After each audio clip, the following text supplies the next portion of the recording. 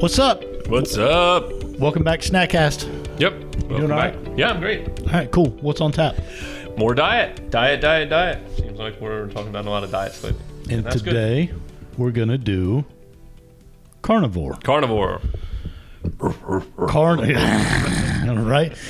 Yeah, so Carnivore, right? It's basically the elimination of anything that's not meat or animal product. Interesting that you use that word elimination because it is viewed as the ultimate elimination diet. At the very Carnivore. Carnivore is, yeah, because you're really kind of removing lots of things that could potentially go against you in inflammation diseases. So let's talk about that, right? What are the good points of Carnivore? Not your opinion, just stuff we've read. Obviously, you go to the really start of it. Go back to weight loss is one of the trending. Inflammation is another. Yeah. What do you think it is? From a benefit perspective, I definitely think it's contributes to weight loss. So, matter of fact, and really for the company, this, I did it for 30 days back in, I think it was January of 2020. How'd that work out for you? And dude, I got to tell you, it's hard. It's hard. And I think true carnivores only eat natural meats, and I was scarfing down hot dogs with no bun and bologna, a lot of cheese. Yeah, there's no cheese, no, there's a big question about, is it, you have your true carnivores, which are meat, right? And then you have, as long as it's from an animal. Right. And that's kind of what I did. And in 30 days, man, I lost 20 pounds. Holy smokes. I mean, Did you do any type of blood work or anything? What's Shakira say? These shoes don't lie, or something like that. Right. So these hips don't lie. That's what she said. How did you feel?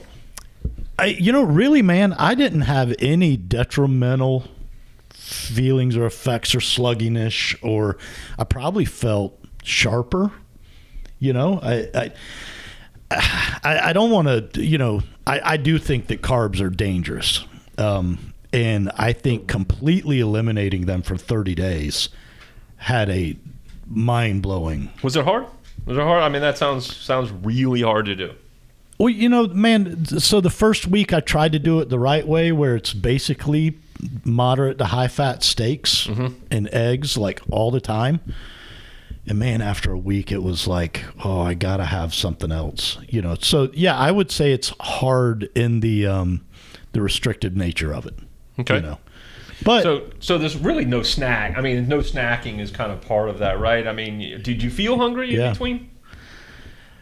No, and I don't think I felt hungry as much as I just craved other things. Because the one thing that I did find was my average meal size was tiny. It's amazing how satiating that regular real meat is. You would eat one steak and you'd be totally full. And I think about how we normally eat steaks, right? With a loaf of bread and with a baked potato that's all fully loaded with pasta yummy goodness, right? Right.